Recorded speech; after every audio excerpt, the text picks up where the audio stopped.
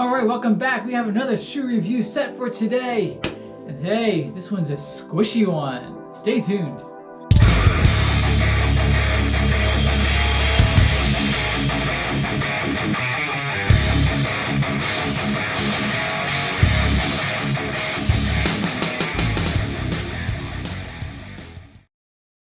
Welcome back to the channel. Welcome back to the vlog. Today, we're doing another shoe review. Today is the new Balance 1080 version 11. So I guess he's been around for a while. Yeah, so we're gonna get through everything today. We're gonna go through the specifications of the shoe from top to bottom, actually from bottom to top usually. We'll talk about my impressions of the shoe. We'll talk about some good things about the shoe, some not so great things about the shoe. First, talk about the number of the shoe, 1080. I don't even know what that means. It's a high number. I think the higher numbers are for like more cushioned daily training type shoes. That's what this is for. And yeah, this is a squishy one and I like it. All right, so let's get to some of the specifications of the shoe to start with. So this shoe, size 9 men's, is 9.3 ounces. I will leave what that is in grams down below. So it is a fairly light shoe, especially for the stack height that it has. This has a stack height in the back of 30 millimeters and in the front 22 millimeters. So that gives you an 8 millimeter offset or drop from heel to toe. So 30 millimeters and 22, that's a pretty good stack height, especially with 9.3 ounces in men's size 9. It's a pretty nice light shoe. I would not consider this a racing shoe, but we'll talk about that in a little bit here. So, yeah, so start from the bottom, go to the top. Here's the bottom. Let's talk about what this type of shoe is for. This is a neutral shoe. So if you look at this, there is some play in here. So it does twist and shout. And there's no medial bridge of any kind in here. There's no change in the foam or anything like that. There's, it's got plenty of give and flex for a natural movement of your foot.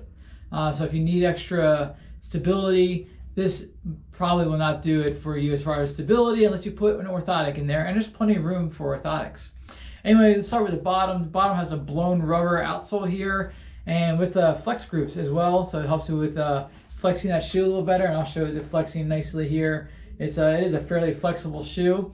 It does have some areas where it has exposed midsole material just to help with some of the weight, but it has the rubber where it meets the road, so it helps with the durability of the shoe.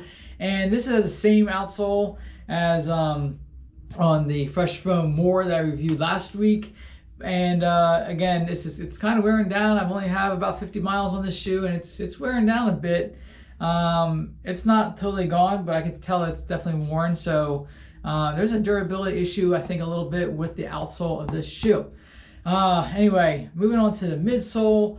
Oh boy, this is where the money is right here. The Fresh Foam X midsole, and it's got like laser cut stuff in the lateral with the helps with reducing the weight and help with the cushioning. I don't know what that means, but it does. The shoe is very, very cushiony and very soft and squishy. Thank you to the Fresh Foam X. It's a great improvement upon the Fresh Foam original, which was not very squishy at all. I did not like that at all. But let's take a look at this. You can see if I'm just me squishing it, it gives a lot. You can do the little durometer test here. Look at that. It just gives and gives. It's a nice squishy shoe. Very nice and soft ride. So I don't really like the 8 millimeter offset with the shoe. I would rather have a 5 millimeter offset. I don't like wearing high heels when I run, but it's not too bad, and it does offer some nice support. The midsole does actually offer some nice support to your heel because it actually does flare up a little bit and kind of cup your heel a little bit better. Let's move up to the upper. The upper is an update from the version 10. So everything I've been talking about is the same from the version 10. The midsole is the same, the outsole is the same. Version 10, or version 11, they upgraded this material here. It's like a synthetic knit upper, and it does give a whole lot. So you can see I'm stretching it here. It stretches nicely, gives for your foot. It's soft. Let's talk about the heel a little bit. This heel is a kind of a story point here. It has what they call the ultra heel. It's just a name. Anyway, it is semi-flexible. It's got a little bit of a rigid cup area here, and then it's a little bit more flexible here, and then it flares out like a lot of shoes do these days to help keep that Achilles tendon from getting irritated or anything like that when it's when you're running in it. It's also a nice little pull tab, so I kind of like that. It looks kind of makes the shoe look cool. Anyway, it has a standard lacing system, as you can tell here. It has a semi-gusseted tongue. So what that means is, it's always hard to show, but that means the tongue is partially part of the upper. It's integrated into the upper. So what that means is the tongue should not slide around too much or move around too much, that kind of thing. So what happens is, since the tongue is integrated to the upper, it helps give you that nice uniform booty type of feeling when you put your shoe on, especially with this kind of upper. It just gives a nice wrap to the foot. It does have an issue, and it's not as bad as it was with the Fresh Foam More, but there is no place for laces to lace through the tongue of the shoe. So the tongue could slide around a little bit. It's not an issue. I haven't found that to be an issue in this shoe. It was a big issue in the Fresh Foam More. So I'm not sure why that's not an issue here, but it's not. It's just, it worked very well. The tongue is semi-padded. It's a little thicker. It's got a little bit of padding here, so not too much issue there. We got some typical overlays, the New Balance overlays on the medial and the lateral side, just to kind of help give it some structure. Got a little bit of a toe bumper to help give it some more structure as well, and help leave some room for your toes as well. So what else I'm going to talk about for the upper? Standard lace, flat laces, no issue. And there's enough eyes in the eyelet chain here to do the runner's knot. So you can still tell here I have the runner's knot going on here to give a better lockdown of the heel. So that's basically that's it for some of the specifications of the shoe and some of the features of the shoe. Let's talk about some of the issues with the shoe. I have no real issue with the outsole. It's not going to have a high durability. It's already wearing down after 50 miles, which is not great, but okay, fine. The midsole, no issues with the midsole. This Fresh Foam X is the real deal. I like it. It's nice and squishy. It will kind of pack down over the miles, so I would not recommend this for like a long distance shoe, and we'll talk about that more in a little bit. But for 5, 10, 15 miles, yeah, it's a nice shoe. It's a nice weight and a nice cushion. So the cushion to weight ratio is just kind of right on there. Moving up to the upper. So the upper, my issue with every shoe pretty much is toe box room. I like a lot of toe box room. That's why I like Ultra running shoes so much, because they have all kinds of toe box room for my toes to splay.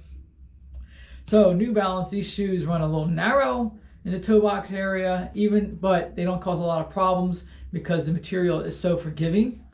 But I solved the problem, and with New Balance, I'll talk about this. I talked about this in the Fresh Foam More review, but one thing that is great about New Balance is it comes in widths.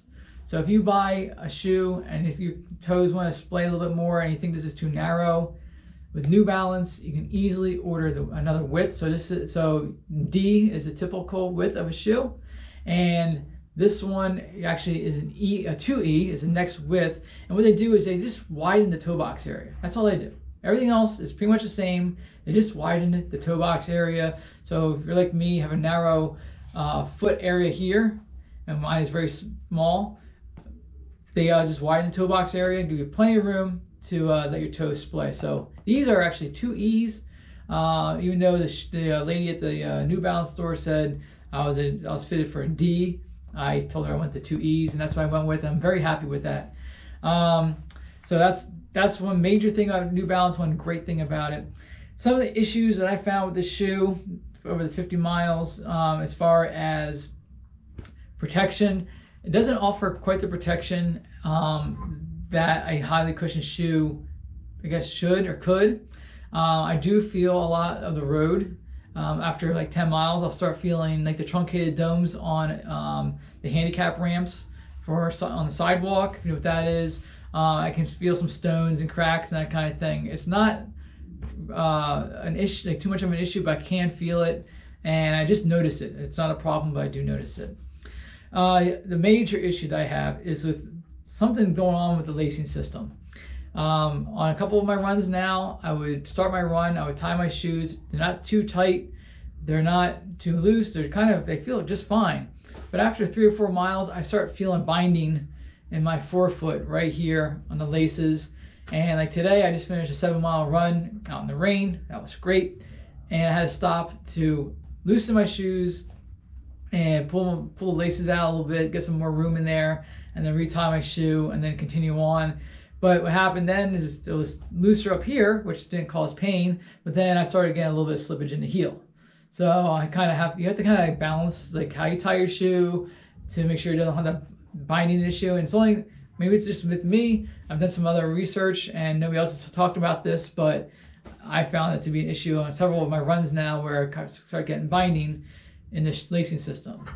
The last thing I want to talk about with any issues with the shoe is this ultra heel. It's weird. It's gonna be kind of hard to explain this, but when I put the shoe on, it feels like it's not fitted right in the heel. It feels like this ultra heel thing is kind of poking into my heel a little too much. And if you're standing there with your shoes on or just walking around, it feels a little weird. However, when you start running in it, that feeling goes away and there's no issue at all. So it's just, some people complain about this ultra heel, that it kind of protrudes in too much, and I think I agree. It hasn't been an issue for running, but for like walking around and standing, I do feel it. When I first put on, I bought these shoes, and I was trying them out, I put them on, I said, something's wrong with this shoe. But I did jog in it a little bit, and there wasn't a problem. So that's about it. Oh, finally, I want to talk about the insole. Insole has a nice Ortholite removable sock liner insole. So it's got actually the thick one. So New Balance makes a couple different insoles, and this is the thicker one. It's got like 5 millimeters of foam in there, and that on top of the Fresh Foam X makes this a nice squishy shoe. All right, who's this shoe for? This shoe is a nice daily trainer or recovery day shoe. You can actually get some speed in this shoe too. It's not really made for that. There are other shoes that are better for that purpose, but with 9.3 ounces, with this kind of cushion, the good daily trainer, I would run, for me, since I'm not the most light and efficient runner, I'm just an average kind of guy, 10-15 miles in this shoe is about what I would limit this to. I think after that, the foam starts to get packed down a little bit too much, and you start feeling a little bit more of the road than I want to feel, and you don't feel that squishiness after a while. But that's just because that Fresh Foam X is so squishy and so nice. Anyway, that's about it. I love this shoe. I like this shoe a lot. In the 2E width, it's fantastic. The amount of cushion for the miles that I run on most days is perfect. Just got to work on this binding issue. For me, I'm just going to tie the shoe a little bit looser, and that should take care of the issue. But yeah, this shoe is a little expensive. These are about $150 to $160 right now. But if you want to save some money, get the version 10. This is the version 11. Get the version 10 and save yourself, I think they're like $50 less if you get the version 10. The only difference is the upper.